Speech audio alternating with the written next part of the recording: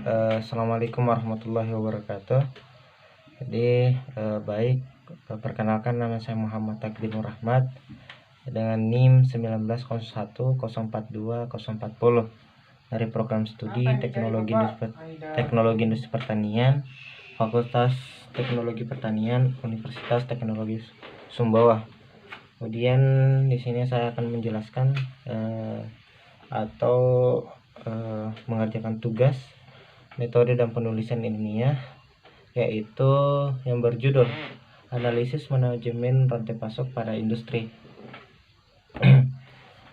Kemudian kita lanjut dari slide berikutnya. Ada kata pengantar. Nah, segala puji dan syukur penulis panjatkan kehadirat Allah Subhanahu wa taala yang telah melimpahkan segala rahmatnya sehingga penulis dapat menyelesaikan skripsi dengan judul Analisis Manajemen Rantai Pasok pada Industri, guna untuk memenuhi sebagai persyaratan untuk memperoleh gelar sarjana program studi Teknologi Industri Pertanian, Fakultas Teknologi Pertanian, Universitas Teknologi Sumbawa. Kemudian lanjut ke slide berikutnya, yaitu pendahuluan. Di bab 1 ini ada pendahuluan, kemudian ada latar belakang. Di sini latar belakangnya adalah perkembangan pesat dalam dunia usaha telah melahirkan berbagai pengembangan konsep dan aplikasi ilmu dalam pengetahuan guna untuk menunjang aktivitas ekonomi secara umum atau secara khusus untuk kelancaran sebagai operasi bisnis. Salah satu konsep penting terkait dengan manajemen operasi ini yang terus berkembang baik dari segi teori maupun dari aplikasi adalah konsep pengelolaan logistik. Kemudian persaingan dalam dunia industri dunia industri distribusi ini semakin ketat. Salah satu hal yang membuat perusahaan distribusi dapat bertahan adalah penyediaan produk yang tepat guna bagi konsumen dengan waktu yang tepat. Kemudian dan dalam biaya yang ekonomis. Jadi misalnya ketika ada barang dengan penyediaan produk, itu waktu konsumennya itu harus tepat waktu juga dan dengan biaya yang cukup ekonomis. Kemudian ketersediaan produk dan harga jual yang ekonomis dapat terjadi jika adanya koordinasi yang baik antara perusahaan dengan pihak-pihak dalam rantai suplainya. Kemudian kita lanjut ke slide berikutnya, yaitu ada tujuan penelitian. Nah, dimana pada tujuan penelitian ini adalah mengenai penilaian kinerja rantai pasok dengan menggunakan pendekatan SCOR, yaitu Supply Chain Operation Reference. Nah, telah banyak dilakukan oleh beberapa peneliti juga.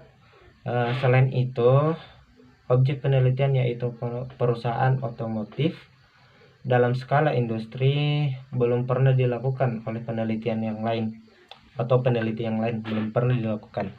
Kemudian berdasarkan dengan kondisi perusahaan dari sisi net income dibandingkan dengan perkembangan bisnis otomotif, ini rentang dalam 5 tahun yang terakhir. Nah, maka peneliti melakukan kajian analisis kinerja manajemen rantai pasok yang menggunakan pendekatan metode SCOR. Nah, kemudian di PTX. Nah, kemudian tujuan penelitian ini adalah menganalisis struktur rantai pasok di perusahaan X, mengukur kinerja rantai pasok dan merancang solusi untuk meningkatkan kinerja rantai pasok di PTX itu. Kemudian lanjut di slide berikutnya, yaitu kita langsung ke bab 2, yaitu ada tinjauan pustaka. Nah, di tinjauan pustaka ini ada juga ada poinnya, yaitu manajemen operasional, di mana manajemen operasional ini merupakan suatu kegiatan yang berhubungan dengan pembuatan barang. Nah, kemudian di manajemen operasional ini, di mana kita yang menyuplai atau membuat barang, kemudian kita juga yang memberikan jasa atau kombinasinya, itu melalui proses transformasi dari sumber daya produksi menjadi keluaran yang diinginkan. Kemudian kita lanjut ke slide berikutnya, yaitu manajemen rantai pasokan. Nah, manajemen logistik yang kemudian berkembang menjadi rantai pasokan adalah sistem integritas atau terintegrasi yang mengkoordinir keseluruhan atau proses di organisasi atau perusahaan dalam mempersiapkan dan menyampaikan produk atau jasa kepada konsumen. Kemudian menurut Asauri tahun 2011, supply chain atau rantai pasok menyangkut hubungan yang terus menerus mengenai barang, kemudian uang juga, dan informasi. Barang umumnya mengalir ke hulu atau ke hilir, kemudian uang ini mengalir dari hilir ke hulu, kemudian sedangkan informasi ini mengalir dari hulu ke hilir maupun juga dari hilir ke hulu. Kemudian lanjut ke slide berikutnya, yaitu ada bab 3. Nah, kemudian ada bab 3 ini adalah metode penelitian di mana suplai penelitian, pengumpulan di poin ini, suplai penelitian ini ada pengumpulan data. Nah, pengumpulan data ini ada berbagai cara, ya. Kemudian ada yang pertama, yaitu studi literatur, terutama mengenai proses produksi di PTX ini dan supply chain management atau SCM. Kemudian cara yang kedua, yaitu survei langsung. Jadi kita survei langsung ke lapangan ke PTX-nya ini dengan mempelajari beberapa dokumen tentang produksi atau proses produksi, kemudian saluran distribusinya, ini termasuk mekanisme atau supply chain yang berlaku, kemudian aktivitas jual beli di PTX ini dan semua aspek pendukungnya. Kemudian kita lanjut ke ketiga, yaitu wawancara. Nah, di bagian ini kita juga ada pembagian wawancara juga. Dengan wawancara ini dengan pihak-pihak yang terlibat dalam supply chain yang telah berjalan di industri PTX ini, serta kesediaannya untuk berpartisipasi dalam penelitian ini. Kemudian kita lanjut ke ada cara yang keempat, yaitu opini pakar. Nah, opini pakar ini yang telah diperoleh dari para pakar yang terkait dengan topik penelitian ini. Baik, kita lanjut ke slide berikutnya, yaitu ada poinnya juga, yaitu analisis rantai pasok. Dimana analisis rantai pasok ini dianalisis menggunakan metode deskriptif dan mengikuti kerangka proses. Jadi pada analisis proses ini ada juga kerangka proses yang dilakukan dalam metode atau analisis kondisi rantai pasok. Jadi bukan langsung saja ke rantai pasoknya, tapi kita juga menganalisis bagaimana kondisi dari rantai pasok tersebut. Kemudian lanjut ke slide berikutnya,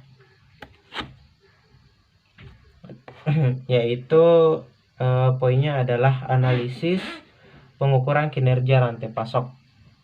Nah, di mana perancangan metode pengukuran ini pengukuran atau metode pengukuran kinerja yang mengacu kepada permodelan SCOR yang mencakup atribut kinerja customer atau customer facing itu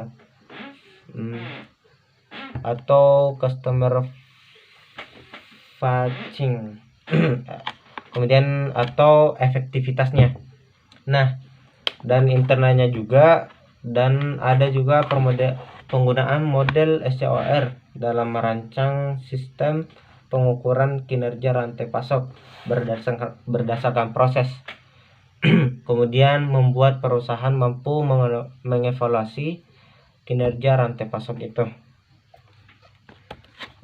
Nah, secara holistik untuk melakukan monitoring dan pengendalian ini mengomunikasikan tujuan organisasi ke fungsi-fungsi pada rantai pasok dan mengetahui di mana posisi dan di mana suatu organisasi relatif terhadap pesaing. Nah, dan dapat menentukan target peningkatan dan dikehendaki dan dapat dievaluasi mengenai besarnya peningkatan kinerja rantai pasok yang ingin dicapai itu. Kemudian kita lanjut ke slide berikutnya. Ada perumusan strategi peningkatan kinerja rantai pasok ini. Nah,